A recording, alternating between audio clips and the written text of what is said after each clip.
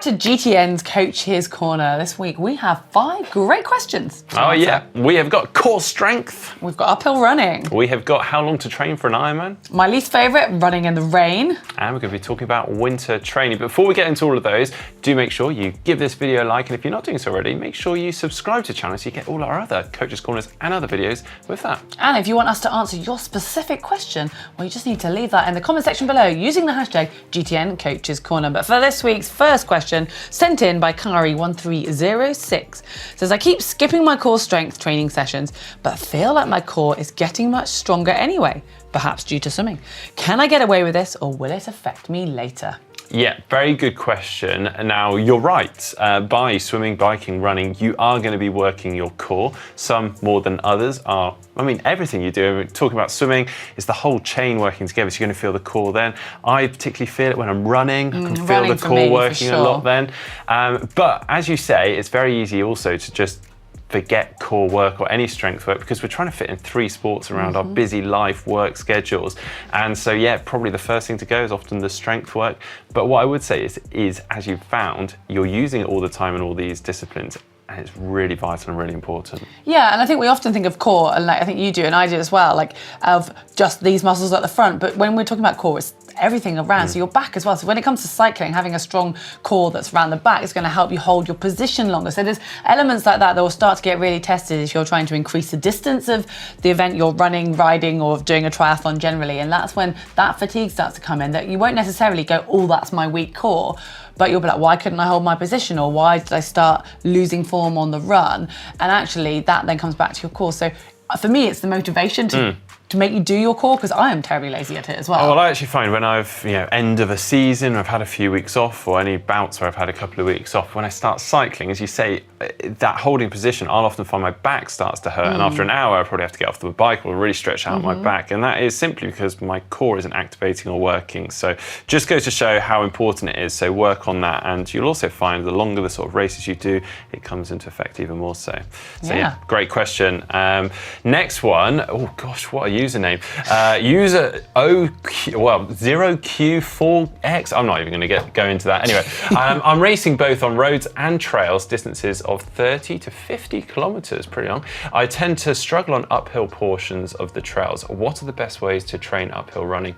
I have the feeling it will impact negatively on my overall speed on the flat. Well, do you know what? I think to start off with, we've got some good news for you, because it can really help your overall running. Hill training is one of the most efficient ways of getting fit and strong, like especially in the winter, but all year round, especially if you've got hills in your actual racing. And I feel you for being not good at hills. Like, I hate them, but I still use them a lot in my training. And there's so many ways in which you can incorporate hills into your training. So you can use them for some short, sharp, really working on the power, getting your glutes firing, and all the posterior chain, which is going to help with your posture as well. And that's for those really high-end sessions where you want to jog back down and have plenty of recovery. Or you can go and do more of a natural run that has less structure and make it into a fartlek and go and run a hilly route, and you'll find you're naturally working harder uphill and easier downhill, and that can be quite fun and varied. There's a lot of mechanics actually from running uphill. It's almost like we do drills when we're swimming. You exasperate sort of certain movements. The movement when we're running uphill, driving the elbow back, things like that,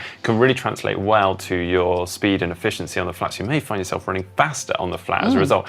And in fact, we often find elite runners who race on the track do a lot of hill training for that very reason.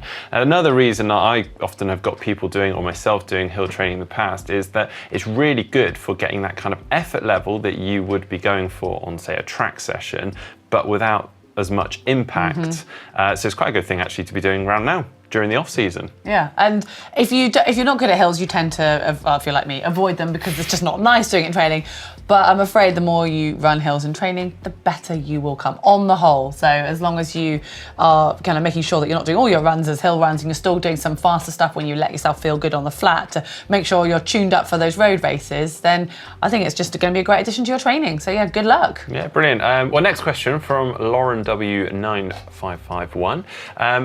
Hi, how long would you say you need to train for an Ironman? I just registered for one next August, and I did an Olympic triathlon last summer as well as a marathon. Currently training for a marathon in December, so wondering when I should start Ironman training. I think this is a great question because I think a lot of people are going to be in the same position right now going, I've just entered stuff, or I'm thinking of entering stuff, but when will I need to start training? So there's probably so many questions flying around at the moment. The sooner the better when it comes to actually getting fit and getting the base, but it's that fine line of making sure that you don't kind of go into really intense Ironman training now, because you will just start to get too stale or you'll peak too soon. So it's looking at working backwards. So you've got your date, that's great, and then actually look to 16 to 12 weeks back from that of when you really want things to be more specific, and use now as a time to really enjoy your training and building up that base and working on any weaknesses that you might have identified already. Yeah, definitely. Also, maybe make some sort of intermediate goals, even little events, so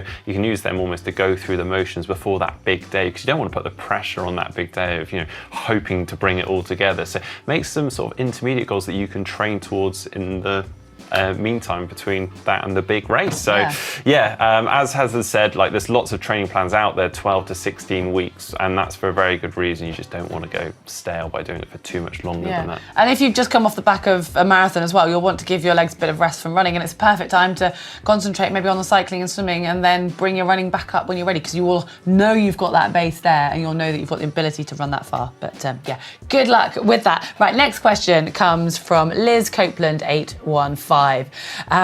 This I so relate to. Any tips for running in the rain, needing both motivation and tips for dealing with wet running shoes afterwards? Thanks. There's no such thing as bad weather, just bad clothing. I knew that one would have to come out. I mean, there is some truth in that for sure, but I think for me, definitely, it's a lot about motivation and having the right kit, but also just getting at the first bit of getting out. And I find that easier by being the more protected my face is. So I actually got a really nice jacket that I now enjoy, and it's got a peak on it. And just by starting with my hood up, and normally within 5 minutes of taking my hood down because I'm way too hot, but there's something about feeling like I can venture out the door and I'm not just getting like soaked straight away. That is like just a little personal tip. I mean, I'm sure there's more scientific ways of dealing with it.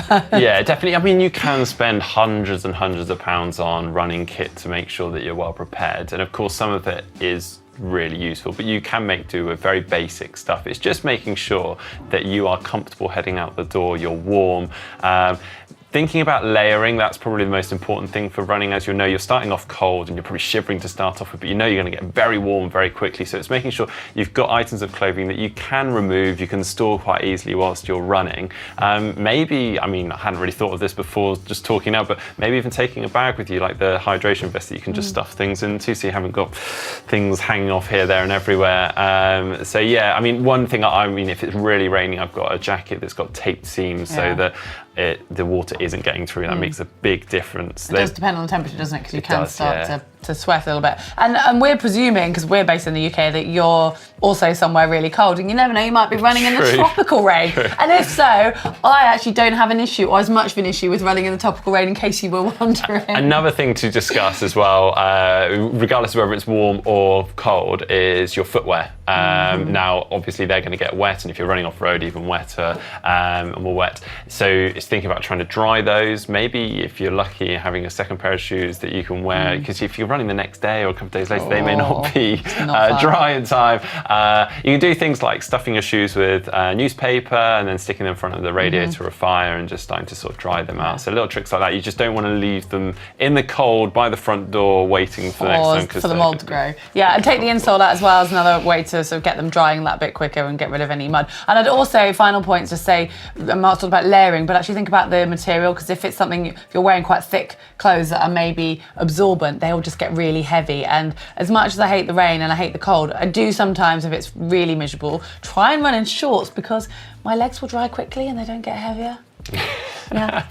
All right, nice one. Final question from Katerina Joy 7689. I just finished my first indoor time triathlon. Woohoo! Well done. And I hope to do my first sprint race in the spring/early summer. What should I be doing this winter to prepare? Well, another great question. Yeah, well, to start with, I presume that this triathlon you're doing in the spring is going to be outdoors. So you want to start to make sure that you're getting used to, probably most specifically, riding your bike outdoors and getting your bike handling in. And I don't know what the conditions are like outside at the moment, if you can start to get that practice in, but it's getting the confidence of handling and being out in a live situation, because indoor is great and it's giving you the taste for triathlon, but it'll suddenly be very different when you've got other people passing you. And the same with running as well. And just, getting that sort of awareness awareness of your body outside in an outdoor space. Yeah, definitely. It's similar to the question about Ironman racing earlier on and when they should start their training.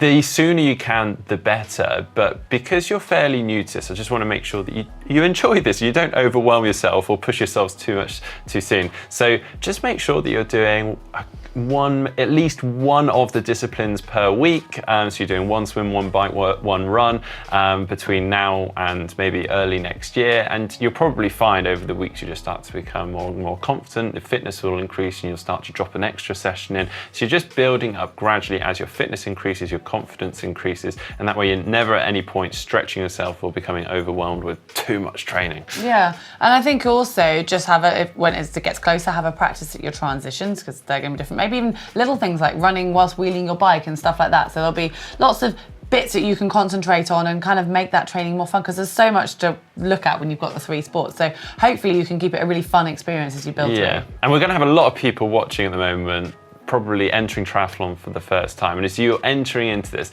start to figure out which of the disciplines is maybe your weakest and might over time need a little bit more effort, work and time on versus the others. Probably the ones you don't enjoy as much. Yeah, and you will unfortunately have to focus on them, so you might start to tailor the training and content a little bit towards that. So yeah. Well, I mean, we've got lots of videos coming out in the new year on training for first triathlon and things like that, so keep an eye out for those as well. But in the meantime, good luck. Yeah, thank you very much for watching, and keep those questions coming in using the hashtag GTN Coaches Corner.